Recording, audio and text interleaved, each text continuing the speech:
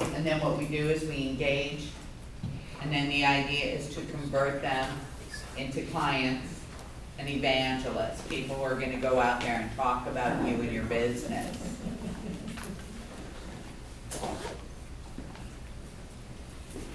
The first thing that we want to look at, we're going to talk about demographics and what are the numbers today. Internet usage, 88% of Americans are online. 72% of online adults are connected to one or more social media platforms. 68% of social media users say they check into their favorite network first thing in the morning. 50% of internet users buy online. We know that that number is higher.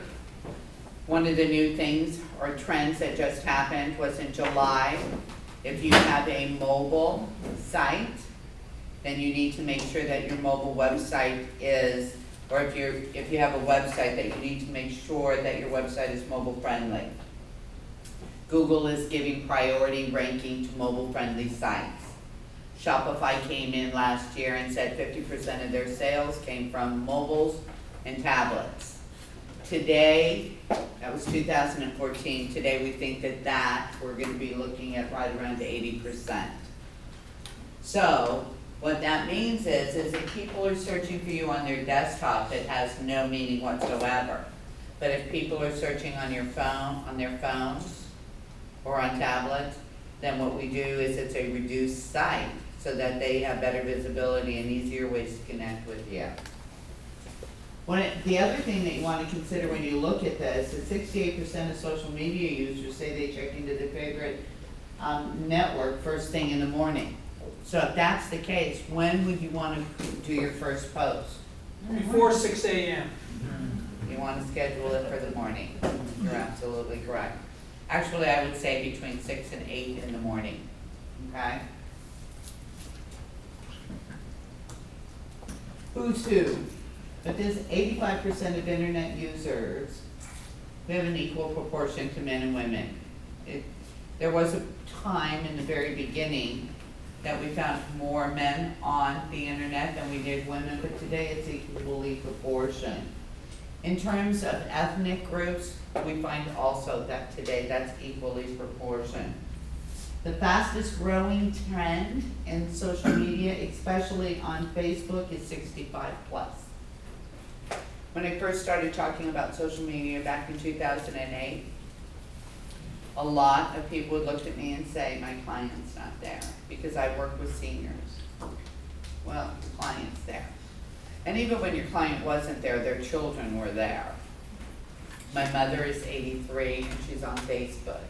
I set up a page for her because my grandchildren live here in Florida and she lives in Colorado. And she wanted to be able to see the pictures of her great-grandchildren, to see what her grandchildren were doing. And Facebook was a great opportunity for that. Now she Googles. She's taken off. Top social sites today. In 2008, 2006, when we first started this, it was Facebook, LinkedIn, and Twitter. Today, Facebook has 1.3 billion active users. It's where the people are.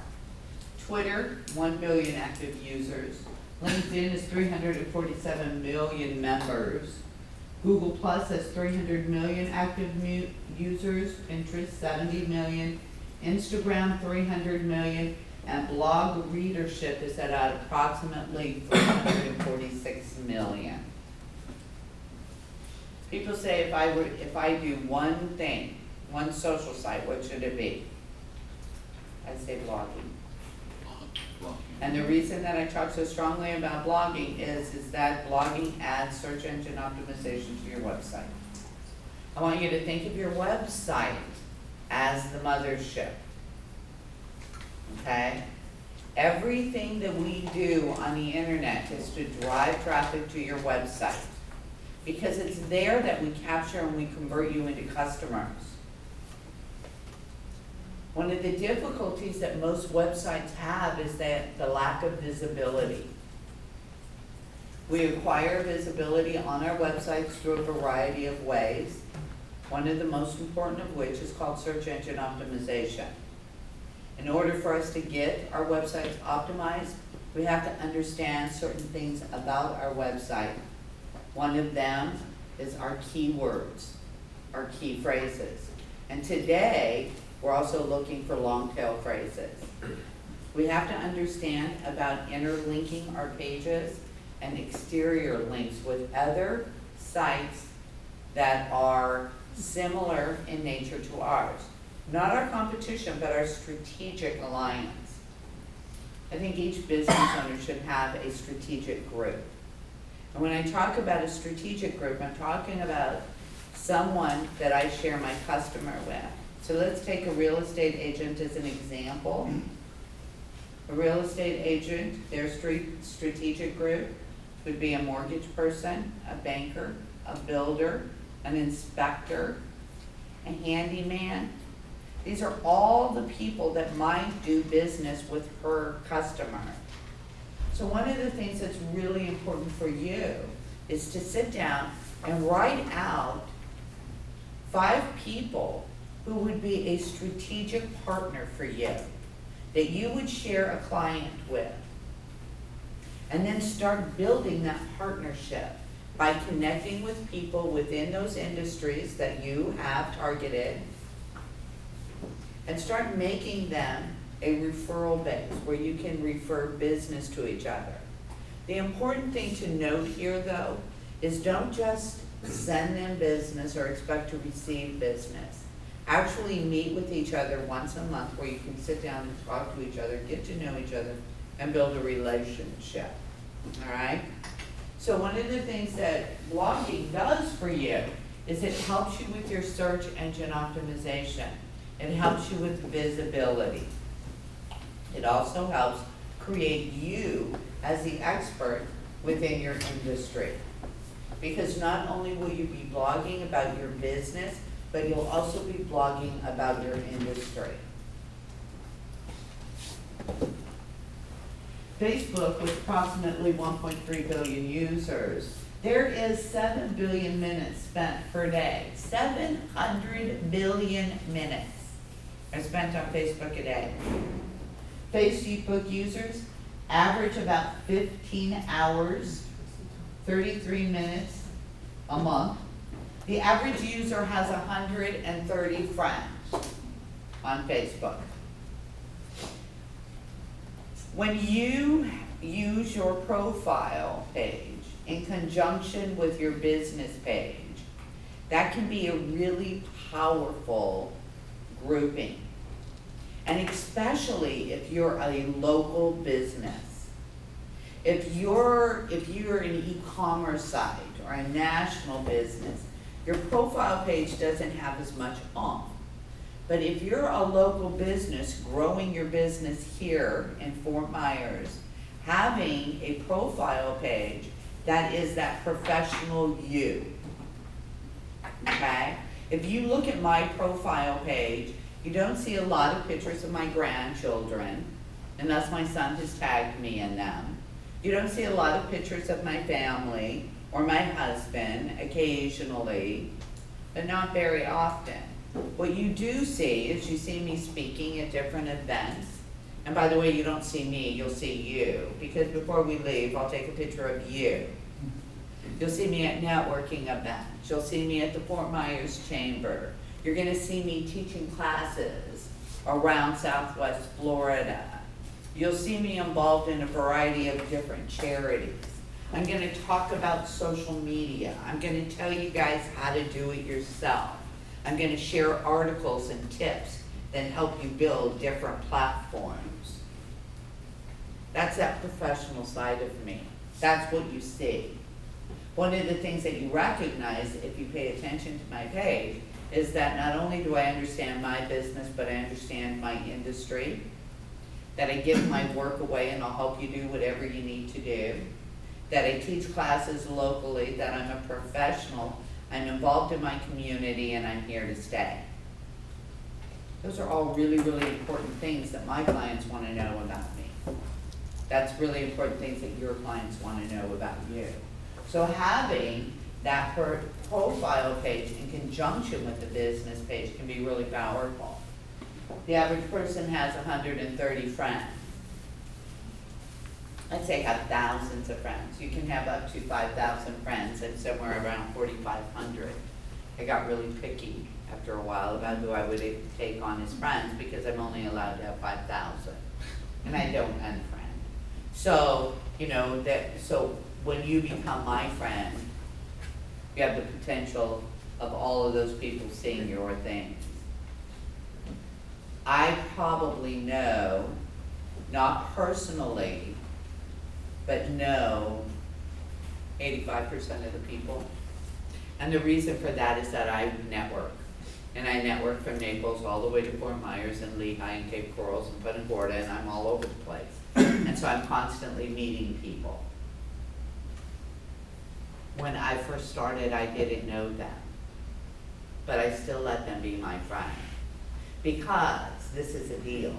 If I walk into your office and you don't know me, you're not gonna look at me and say, oh, by the way, I don't know you, you're gonna have to leave, right? Social media isn't any different. This is a business. We're here to do business. I want you to see this as a business tool. Now, there has been an occasion once or twice, I think, that I unfriended somebody because they were inappropriate, had inappropriate content. But because I have so many friends, it's hard to see everything. I don't see all 4,000 every day. I have those people that I go to. I've created lists, targeted lists, so I can touch people that I want to see all the time. When you get to like 1,500 friends, you don't have to go out and look for friends anymore. They just keep coming to you because then you become an influencer within your industry. So you might want to think about that. And again, we talked earlier, on Facebook, 65 plus is the fastest growing demographic. On Twitter, we have 1 billion users. 100 million users use Twitter every day. Over 1 billion tweets have been done to date. 460,000 new users create a new account. 53% of the people on Twitter are women. I think we're used to talking in sound bites. We multitask a little bit more. We got toddlers. No, don't do that. Don't touch that. No, come here, come here. Little words, we can talk in little words, say a whole lot, right? So 53% are on Twitter. Twitter it's follow me, follow you. Okay, so it's a different kind of thing than like in Facebook on a business page, you can only play with other businesses. You don't get to play with the consumer. On Twitter, it's completely different. Because if you follow me back, then I see your stuff. So on Twitter, when I'm following you, I see your stuff, but you don't see mine. You don't see anything that I'm tweeting about. When you follow me back, that's when you can see my stuff. Now, how do I get your attention? How do I get you to follow me back? I retweet your things. I engage in conversation. I make you curious about who I am. Who's this crazy girl? So I was talking. So then you come and you take a look at my profile. Typically, because I'm active on Twitter, people like to follow me. All right? Over 347 million members. 39% of the members on LinkedIn, and I believe the number is higher today, are directors. These are the decision-making people. They're the CEOs, the owners, and the directors of the company. A new member joins approximately every second. The average age is 41, and 64% of the people on LinkedIn are men. I think those numbers are changing too. Unfortunately, our demographics, people get kind of secretive about their business. And so they only let little bits and pieces out. LinkedIn, every business owner, every manager, every CEO needs to have a profile on LinkedIn. You need to have a picture that is professional. I'm not going to tell you have to wear a tie unless you're in an industry that requires it, but a collared shirt. You're representing the management, the CEO aspect of your business. For a woman, wear a jacket, a dress. Professionalism counts here. I know that we all do business casual now, but on LinkedIn it's a little bit different. Have the picture done professionally. There are certain things that every business should have. It should have some professional images done of the owners. They don't have to be expensive. I've got a great guy. He hardly charges anything. He does everybody I know. His name is David. He does mine. In addition to that, you should have a logo. If you have a business, have your logo professionally created.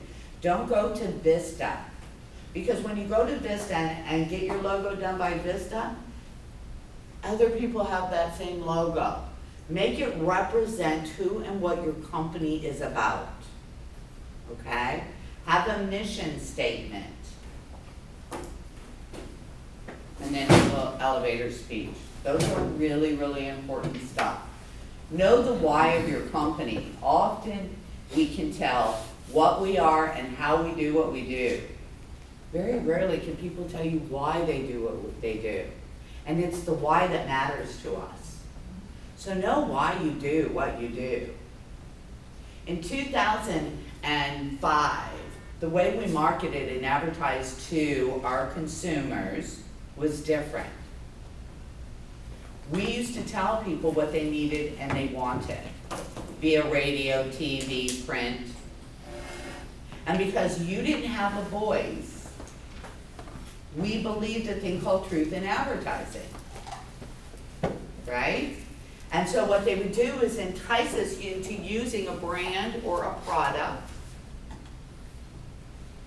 Usually, sex was big, popularity, right? Fear. And we bought into it because we didn't have a voice. Social media changed all that. First time somebody sat down and says, does this work? And an answer came back, it changed the way we do business. We want to know more about the products and services that we use. We want to know more about the product, the people who are supplying us the products and services that we use, especially if you're touching me or coming into my home. In 2005, when my refrigerator broke down, I picked up the phone book, called a stranger, told him to come over and fix my refrigerator, wrote him a check, he left. Today, I would no more allow a stranger to come into my house. I'm going to Google you, and I'm going to look for your website. You don't have a website, I'm not talking to you. Then I'm going to look for you on social media because I want to know more about who's coming into my home. The first time a woman sat down and typed out pedophiles within a 50-mile radius around her house, and the information that came back to her, she stopped being safe. Her children stopped being safe. See, it used to be that we knew we lived in a big world, but we functioned and lived in a community. We knew the people in the community. There were bad people out here, we were safe. The internet opened it up in a way that we weren't prepared for necessarily. All of a sudden, the bad people weren't all out there, they were here too. So now, relationships, which had always been important, become more important. So sharing a little bit about yourself, who you do, where you are, what charities you're involved in, how long you've been in business becomes more and more critical. We want LinkedIn gives that professional side of us. So spend some time on your resume. This is a kind of a resume, you know. And if you're a B2B, if you're business to business, then get involved in the groups on LinkedIn. Look for your target market. Get involved in those groups and start talking. Exchange ideas. Get involved in the conversations. One of the things that you might want to think about is the minute that you open the top of this computer, this laptop, and you start doing social media, you just walked into a big room, a big networking room.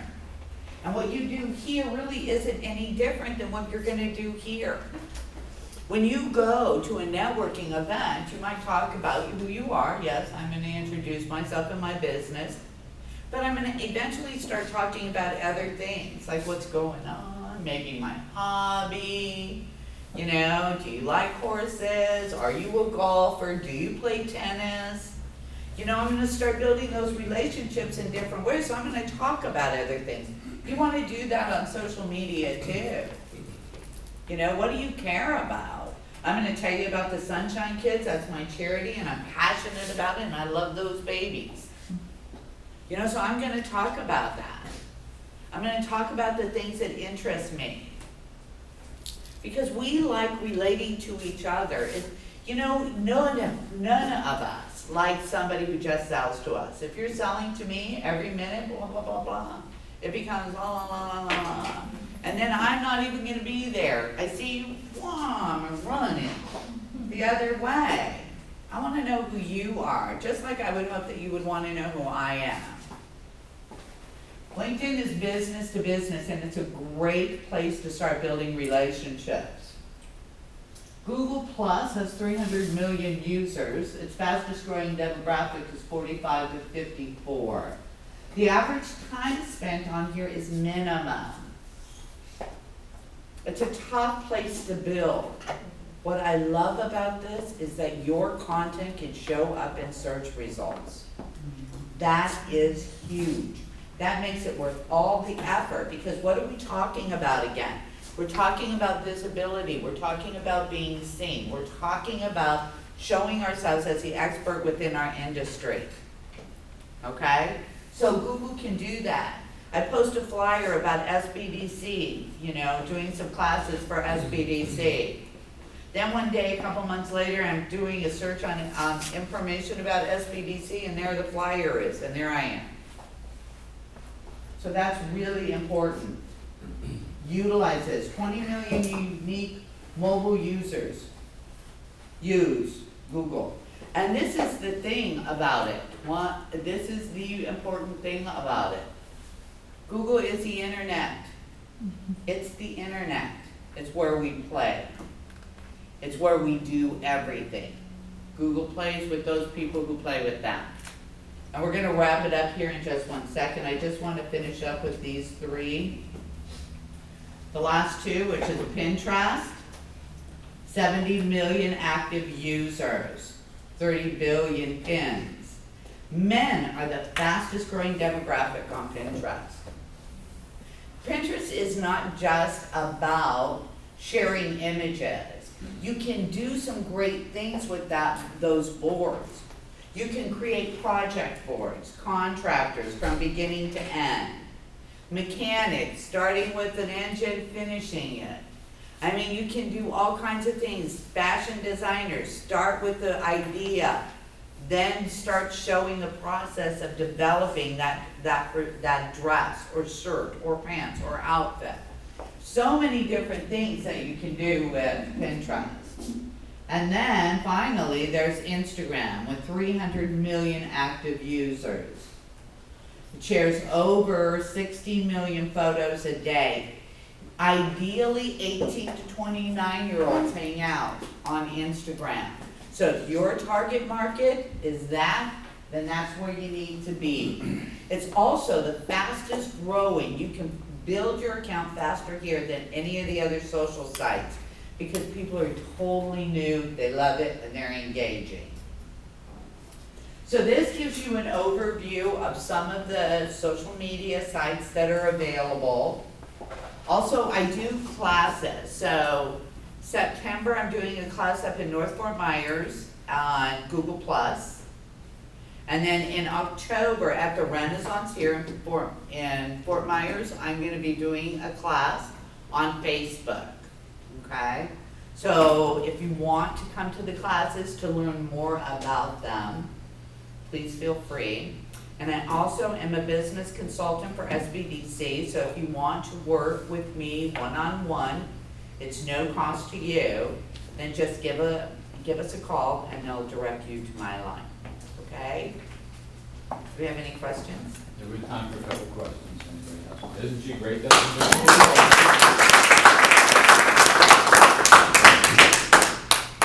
I got a question here.